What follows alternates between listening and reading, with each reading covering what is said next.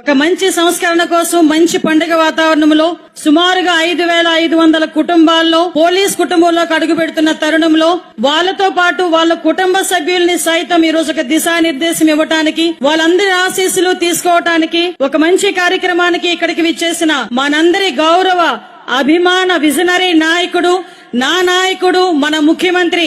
గౌరవ శ్రీ నారా చంద్రబాబు నాయుడు గారికి ప్రత్యేకంగా పోలీస్ డిపార్ట్మెంట్ తరపున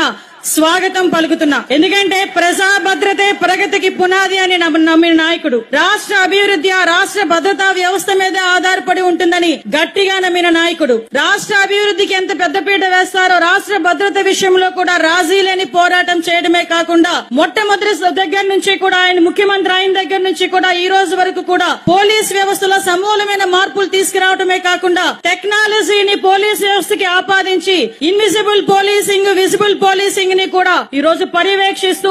ఈ రోజు ప్రజా భద్రతే ధ్యేయంగా అభివృద్ధి లక్ష్యంగా పనిచేస్తున్న మన విజనరీ నాయకుడికి మరొక్కసారి సభాపూర్వకంగా ధన్యవాదాలు తెలియజేసుకుంటున్నాం.